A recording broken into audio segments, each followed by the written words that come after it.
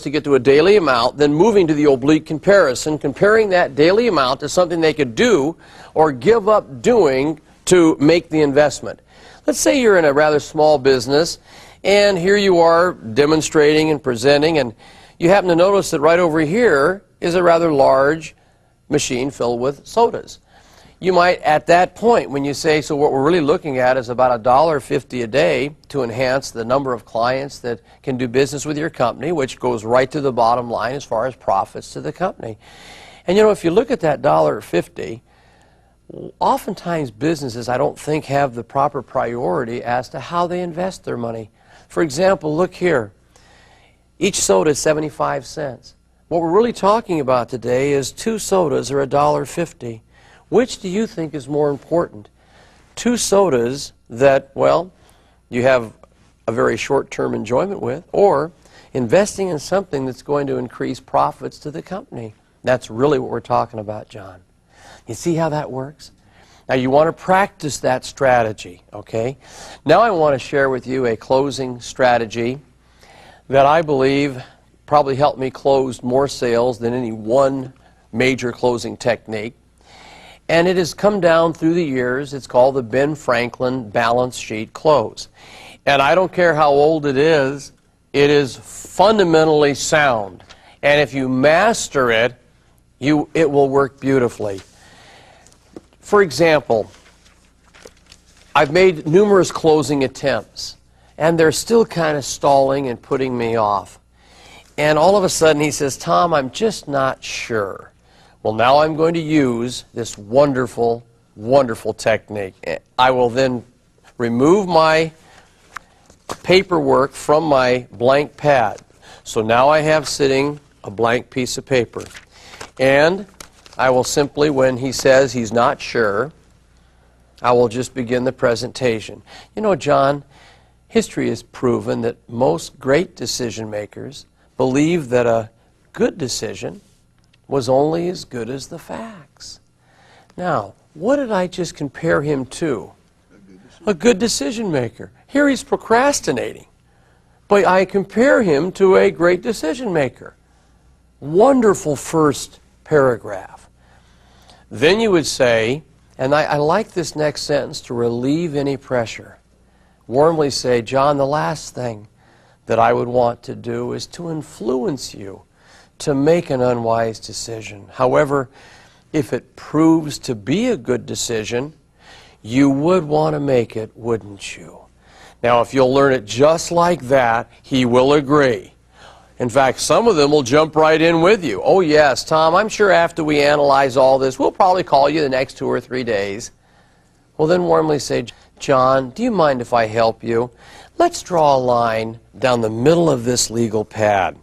And on the left side, we'll list all the reasons favoring the right decision today. Then over here, list the reasons against the decision.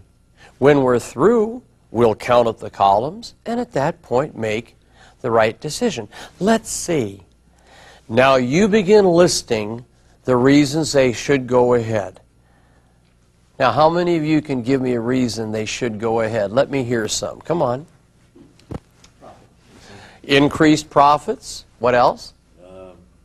Increased sales, profits. More clients can come in and be excited and build a better referral base. Cost productive. Cost productive. Any other ideas? More options to do business. Okay. Saving of time. Okay. Anything else? Credibility. When you have the signs on the front, I really believe it's almost a stamp that says we are going to be here for a while. Especially a new business starting up, there's a lot of people somewhat leery. That's why when you can say, yes, we've been fortunate to be approved by Visa and MasterCard and American Express and Diners Club, because they all find that we're going to do a great job serving clients. That adds to their credibility, you see. Now your goal, and you that are new, you want to have 6 reasons on the ends of your fingers that you can quickly list. And you just fire the 6 down. Now I want you to just put checks. Do not write the reasons. On the left-hand side, you'd put a check. And another one, another one, another one, another one, another one. you go for a total of 6. Now, when you've got your 6 checks, that's all you'll need.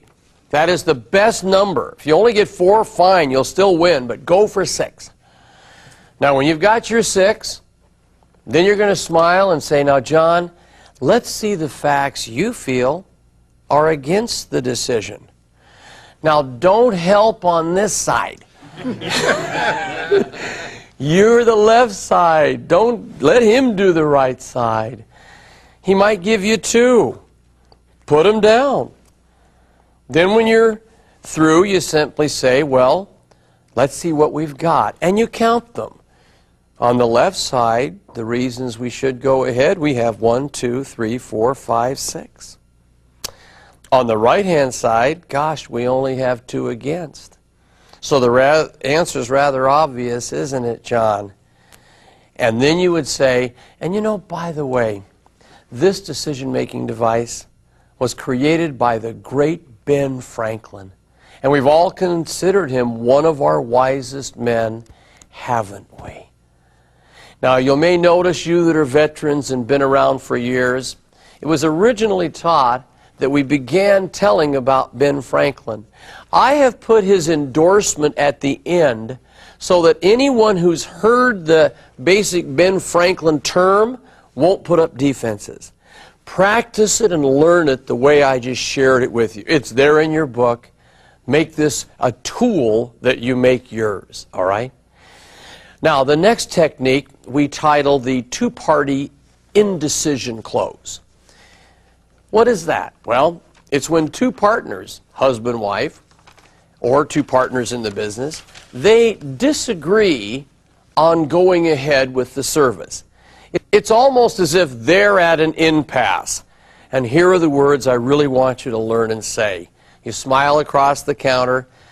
John and Mary, when 2 people are required to make one decision, it's often impossible to find one solution that satisfies both of them. So life becomes a matter of compromise. Now, the measurement of each decision is through the use of this question. Does it satisfy most of the wants of each party? Now, I'm sure you'll agree that what we at Card Service are offering does meet that criteria. Don't you agree? Now, try that. Because see, what they'll say is suddenly Mary might say, well, you're right, there's more positives. And John now feels her going ahead, saying, of course, Mary, we should do this. That's a wonderful way to get 2 people to agree. You can't make everyone happy. Let's look at the positives for going ahead, all right? The next wonderful strategy is called the business productivity close. These are wonderful words. This one I'd love to have every one of you just make a part of your strategy. It goes like this. Ready? What I'm offering, Mary, is not just a machine and service. It's a convenience to your clients and a boost in employee morale. Haven't you noticed how anything new increases job interest and excitement? Especially something that will simplify the transactions at the counter. And you know, excitement increases morale, and then morale increases profitability. John, Mary, what is an increase in profitability worth to your business? Oh, you will love that one. I so hope you'll learn that one. And now I'm going to cover one of the most important things you will ever learn in this program. And by the way, if you master the next 2.5 to 3 minutes, you will be in the top 1/10 of 1% of all of the salespeople in this country. And that is a proven strategy to handle the stall of I want to think it over. How many of you ever heard it? How many of you know we're always going to hear it? So if we know we're going to hear it, we as a pro must know how to handle it to close the transaction. Right or wrong? So let's really pay attention now.